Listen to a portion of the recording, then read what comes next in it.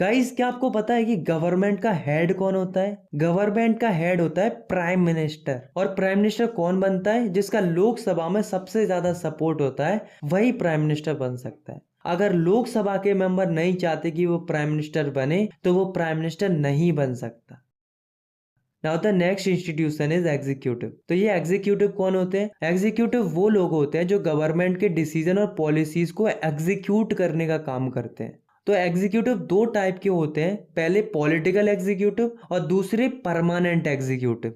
Political executive वो लोग होते हैं जो जनता के द्वारा चुने जाते हैं एक स्पेसिफिक टाइम के लिए, मतलब ये फिक्स नहीं होते हैं। अगर दूसरी सरकार बनती है तो इन्हें अपनी पोजीशन छोड़नी पड़ती है। जैसे कि जो पॉलिटिकल लीडर्स होते हैं like prime minister, chief minister और जो अदर मिनिस्टर्स होते हैं, ये सब पॉलिटिकल एग्जीक्यूटिव होते हैं। ये तब तक रहते हैं जब तक इनकी पार्टी गवर्नमेंट रहती है। अगर अगले इलेक्शन में किसी और पार्टी गवर्नमेंट बनती है तो इन्हें अपनी पोजीशन छोड़नी पड़ेगी, फिर कोई और आके इनकी जगह लेता है।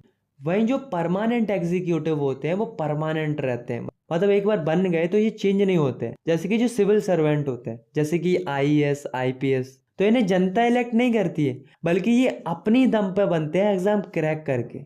तो गाइस, क्या आपको नहीं लगता कि जो सिविल सर्वेंट्स होते हैं उनके पास ज्यादा पावर होनी चाहिए as compare to political executive, क्योंकि इनके पास ज्यादा नॉलेज और एजुकेशन होती है। और वहीं जो पॉलिटिकल एग्जीक्यूटिव होते हैं वो कम पढ़े लिखे भी हो सकते हैं, लेकिन उसके बावजूद भी उनके पास ज्यादा पावर होती है। तो ऐसा क्यों होता है? तो ऐसा इसलिए होता है क्योंकि हमारी कंट्री के अंदर डेमोक्रेसी है, और डेमोक्रेसी में ऐसा होता है कि जनता जिन्हें वोट देकर चूज करती है उन्हीं के पास ज्यादा पावर होती है। सिमिलरली जो पॉलिटिकल एग्जीक्यूटिव होते हैं वो भी जनता के द्वारा चुने जाते हैं, इसलिए पॉलिटिकल एग्जीक्यूटिव के पास ज्यादा पावर होती है as compare to civil servants. Now we talk about prime minister. Prime minister देश के बहुत ही इंपॉर्टेंट पॉलिटिकल इंस्टीट्यूशन होते हैं। प्राइम मिनिस्टर बनता कैसे? तो प्राइम मिनिस्टर इनडायरेक्टली इलेक्ट होता है। प्राइम मिनिस्टर को प्रेसिडेंट अपॉइंट करते हैं। इसका मतलब ये नहीं है कि प्रेसिडेंट किसी को भी प्राइम मिनिस्टर अपॉइंट कर सकते हैं, बल्कि वे केवल उसी को प्राइम मिनिस्टर अपॉइंट कर सकते हैं जिसकी पार्टी सबसे ज्यादा मेजोरिटी लेकर आई है लोकसभा के इलेक्शन में।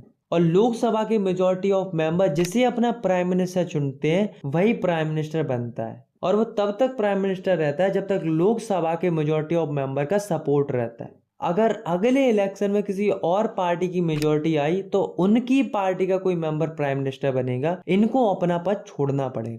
अब गाइस, आप इन फोटोज को देख सकते हो। जब से हमारा देश आजाद हुआ है तब से लेकर आज तक के सारे प्राइम मिनिस्टर्स हैं इन फोटोज में।